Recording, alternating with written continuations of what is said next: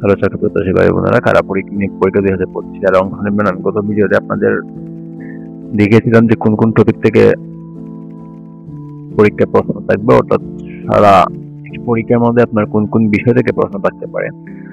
তো বাংলার মধ্যে আমরা লক্ষ্য করলাম যে 10টি প্রশ্ন থাকবে এবং 10টি প্রশ্নের মধ্যে আপনার প্রতিটা প্রশ্নের মান হবে 2 মার্ক, অর্থাৎ বাংলা থেকে টোটাল 20 মার্কের আনসার হবে। আজকে আমি আপনাদের দেখাবো যে বাংলার এই 20 মার্কের মধ্যে বাংলায় কোন কোন টপিক থেকে প্রশ্নগুলো আসতে পারে। তো এটা যদি আমি খেয়াল করি, আপনাদের আমি একটা জিনিস দেখাই, সেটা হচ্ছে যে আপনারা নিলে পাবেন, এই যে আমি আপনাদের দেখাচ্ছি। ধরেন যে বাংলা থেকে কোন কোন টপিকের মধ্যে সাধারণত প্রশ্ন পরীক্ষার মধ্যে আসে। ধরেন এখানে আমাদের লেখা আছে ভাষা, ধ্বনি, বর্ণ, শব্দ, সন্ধি, বিভক্তি, লিঙ্গ, যেগুলাই আছে বিশিষ্ট সর্বনাম। অনেক বড় একটা সিলেবাস দেওয়া আছে। এত বড় সিলেবাস পড়ে আপনি আপনার পরীক্ষাটার যে দিন আছে, পরীক্ষাটা হয়তোবা আগামী 2 মাসের মধ্যে হয়ে যাবে। আপনি সময় পাবেন না, এত কিছু পড়ে আপনার লাভও হবে না। সব টপিক থেকে কিন্তু অত প্রশ্ন আসবে না, কারণ হচ্ছে যেহেতু পরীক্ষাটা হচ্ছে পরীক্ষার মধ্যে বাংলা থেকে শুধুমাত্র 10 নম্বর থাকবে, সুতরাং এতগুলো টপিক পড়ে আমাদের লাভ হবে না। তো আমাদের এমন ভাবে পড়তে হবে যেন আমরা কম সময়ের মধ্যে মোটামুটি একটা ভালো প্রস্তুতি নিতে পারি এবং পরীক্ষার মধ্যে মোটামুটি 10টার মধ্যে আপনারা 9টা অথবা 10টা কমন পান। আজকের এই ভিডিওটা আমি শুরু করতেছি এটা দিয়েই, যে বাংলা থেকে আপনার কোন কোন টপিক থেকে প্রশ্নগুলো আসতে পারে। চলেন আমি মেন ভিডিওতে চলে যাই। আমরা দেখবো বাংলা সিলেবাসের মধ্যে দেখছি যে বাংলাতে তার প্রশ্ন থাকবে এবং প্রতিটা প্রশ্নের মান হবে 2 মার্ক, 20 মার্কের প্রশ্ন থাকবে। আমরা এখন দেখবো যে বাংলার মধ্যে কোন টপিক থেকে প্রশ্ন থাকতে পারে। সাধারণত বাংলাকে 2টা ভাগে ভাগ করা যায়। বাংলা ব্যাকরণ থেকে প্রশ্ন আসবে, ভাষা ব্যাকরণ থেকে প্রশ্ন আসবে, আরেকটা হচ্ছে বাংলা সাহিত্য থেকে প্রশ্ন আসবে। তো আমরা একটু আমি তো দেখালাম যে বাংলা যে টপিকগুলো আমি একটু আগে আপনাদের এই যে কোন থেকে দেখালাম, সেটা হচ্ছে বাংলা ব্যাকরণের বিভিন্ন টপিক থেকে প্রশ্ন আসতে পারে। সো এগুলো অনেক বেশি আপনাকে দেখালাম, আমি কম টপিক থেকে আপনাদের দেখাই। একটু শর্ট সাজেশন দিয়ে আপনাদের দেখাবো যে কি কি টপিক থেকে আপনার আসতেই পারে, যেটা আপনার মিস হবে না। প্রথমত আমি ভিডিওটা দেখাচ্ছি আপনাদের কি কি টপিক থেকে আসতে পারে। প্রথম হচ্ছে বাগধারা। আমরা যারা যারা আগে পরীক্ষা দিবেন তারা অবশ্যই বাগধারা সম্পর্কে অবগত আছেন, বাগধারা পড়েছেন। এবং বাগধারা সাধারণত যেহেতু এই পরীক্ষাটা হবে এমসিকিউ, সুতরাং বাগধারা কোনো বাক্য রচনা শিখতে হবে না। এই বাগধারা থেকে একটা প্রশ্ন আসতে পারে, তো 2 মার্কের প্রশ্ন আসতে পারে। তারপর হচ্ছে এক কথায় প্রকাশ, সেম এক কথায় প্রকাশ থেকে আপনার একটা প্রশ্ন আসতে পারে। সমাসটা আপনাদের করতে হবে এবং সমাস থেকে আপনার একটা প্রশ্ন আসবে, সন্ধি বিচ্ছেদ থেকে একটা প্রশ্ন আসবে। ধ্বনি ও বর্ণ, বাংলা ভাষার মধ্যে ধ্বনি ও বর্ণের গুরুত্বপূর্ণ অংশ, যেহেতু ধ্বনি থেকে একটা প্রশ্ন আসতে পারে যে ভাষা সময় একক কি। তারপরে ধ্বনি উচ্চারণ করতে আপনার কোন কোন বাকযন্ত্রের প্রয়োজন হয় বা ধ্বনি কি, এটা আসতে পারে।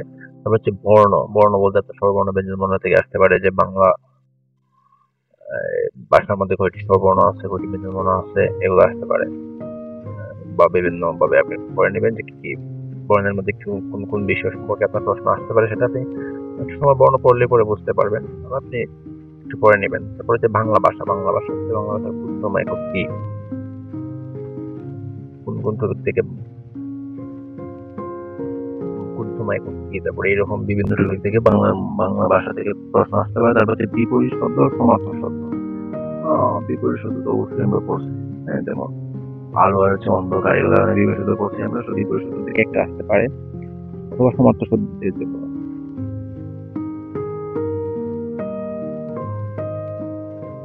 বিপরীত শব্দ অথবা সমার্থক শব্দ থেকে একটা অথবা 2টা আসতে পারে। সমার্থক শব্দটা আপনার বেশি গুরুত্বপূর্ণ, কারণ সমার্থক শব্দটা আপনারা সহজগুলাই বর্তমানে আপনার যদি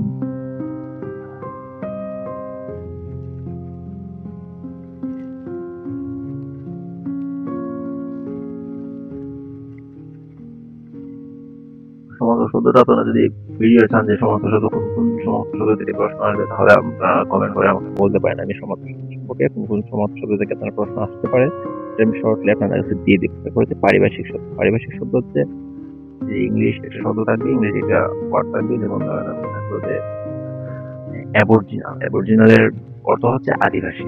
তারপরে থাকলো আপনার ধরেন যে জাজ, যেমন হচ্ছে বিচারক, এরকম ইংলিশ ওয়ার্ড থাকবে এবং চারটা অপশন থাকবে যে একটা অপশন যত আপনার দিতে হবে। তারপর হচ্ছে বানান, হচ্ছে একটা ভুল বানান থাকতে পারে, যেমন হচ্ছে বিশেষ করে এগুলো ভুল বানান থাকতে পারে, এগুলো থেকে বানান শুদ্ধ দিতে হবে। হচ্ছে কারক বিভক্তি, কারক বিভক্তি থেকে একটা আসবে এবং 1 মার্কের প্রশ্ন আসতে পারে। এর বাইরে আপনার আশা করি পড়তে হবে না, এর মধ্যে থেকে আসবে। এরপরে আমরা চলে যাচ্ছি পরবর্তী টপিকে, সেটা হচ্ছে বাংলা সাহিত্য। বাংলা সাহিত্য থেকে কোন কোন বিষয় থেকে প্রশ্ন আসার সম্ভাবনা আছে? বাংলা সাহিত্য সাধারণত হচ্ছে যে বিভিন্ন কবির জন্ম সাল বা মৃত্যু সাল থেকে আসতে পারে। তারপর হচ্ছে উপন্যাস, মানে বিভিন্ন কবির যে লেখা উপন্যাস, নাটক, কবিতা, প্রবন্ধ, গল্প আছে। এখানে আপনারা লক্ষ্য করছেন যে উপন্যাসের মধ্যে আমি লাল মার্কিং করে রাখছি। উপন্যাসের মধ্যে লাল মার্কিং করে রাখছি এই জন্য যে উপন্যাস টপিকটা হচ্ছে গুরুত্বপূর্ণ। যেমন রবীন্দ্রনাথের উপন্যাস আছে, শরৎচন্দ্র চট্টোপাধ্যায়ের উপন্যাস আছে, কাজী নজরুল ইসলামের উপন্যাস আছে। তো এগুলা উপন্যাস থেকে বিভিন্ন প্রশ্ন আসতে পারে বিভিন্ন পরীক্ষার মধ্যে। গত বছর বা এর আগের বছর হয়তো বা এই পরীক্ষা আসছিল, আমি যেটা লক্ষ্য করলাম যে গত বছর উপন্যাস থেকে প্রশ্ন আসছিল, এবারে প্রশ্ন আসতে পারে। উপন্যাস টপিকটা হচ্ছে খুব গুরুত্বপূর্ণ, যে প্রত্যেকটা পরীক্ষার মধ্যে উপন্যাস থেকে একটা প্রশ্ন আসার সম্ভাবনা থাকে। তো আপনারা যদি উপন্যাস সম্পর্কে মানে কিভাবে আপনি উপন্যাস মনে রাখবেন বা কোন উপন্যাস আপনার, যেমন রবীন্দ্রনাথের অনেক উপন্যাস আছে এটা আপনি মনে রাখতে পারবেন না, আপনি কোন উপন্যাস রবীন্দ্রনাথের মনে রাখলে পরে আপনার পরীক্ষার সময় কাজে লাগবে, পরীক্ষার মধ্যে আসতে পারে। আপনি যদি এরকম একটা ভিডিও চান তাহলে আপনাকে কমেন্ট করতে পারেন। রবীন্দ্রনাথের ছদ্মনাম অথবা ডাক নাম, বিভিন্ন কবির ছদ্মনাম আছে, ডাক নাম আছে। ধরেন যে ছদ্মনাম যদি আমি বলি, রবীন্দ্রনাথের ছদ্মনাম হচ্ছে ভানুসিংহ ঠাকুর। হ্যাঁ, এরকম বিভিন্ন ছদ্মনাম আছে। তারপর উপাধি, উপাধি হচ্ছে যেমন রবীন্দ্রনাথ হচ্ছে আপনার বিশ্বকবি, তারপর হচ্ছে কাজী নজরুল ইসলাম হচ্ছে জাতীয় কবি। এই যে উপাধি, এগুলো আসতে পারে জনক, বিভিন্ন সাহিত্যের জনক বা কোন কোন কার সাহিত্যে কি অবদান আছে, ছোট গল্পের জনক যদি বলা হয় তাহলে রবীন্দ্রনাথ। তারপর হচ্ছে আপনার ধরেন যে উপন্যাসের জনক যদি বলা হয় তখন হচ্ছে বঙ্কিমচন্দ্র চট্টোপাধ্যায়, সাহিত্য সম্রাট বঙ্কিমচন্দ্র চট্টোপাধ্যায়। এরকম আছে বিভিন্ন উপাধি বা জনক থেকে আসতে পারে। প্রাচীন শব্দ, প্রাচীন সাহিত্য, প্রাচীন সাহিত্য বলতে হচ্ছে আপনার প্রাচীনকালের বিভিন্ন সাহিত্য, বিশেষ করে আপনার যে চর্যাপদ থেকে প্রশ্ন আসতে পারে বা বাংলা সাহিত্যের আদি কবিকে আলাওল, এরকম বিভিন্ন প্রশ্ন আসতে পারে। চর্যাপদ সম্পর্কে আপনি একটু পড়ে নেবেন, চর্যাপদ সম্পর্কে গুরুত্বপূর্ণ প্রশ্ন আসে।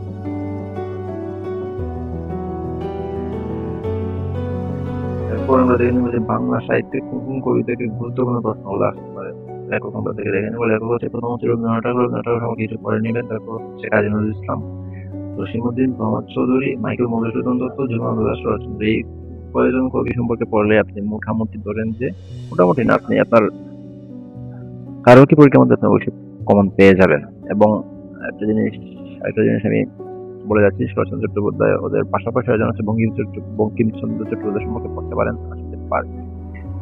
এই হলো আজকের ভিডিওটি, এই হলো আজকের বাংলা সাহিত্য এবং বাংলা ব্যাকরণ থেকে কোন কোন টপিক সম্পর্কে আসতে পারে। পরবর্তী ভিডিওতে আমি আলোচনা করবো ইংরেজি থেকে কোন কোন বিষয়ে আপনাদের আসতে পারে এবং আপনাদের শর্ট একটা সিলেবাসের মধ্যে যেটা দেওয়ার চেষ্টা করবো, যেটা আপনারা খুব কম সময়ে কভার করতে পারেন।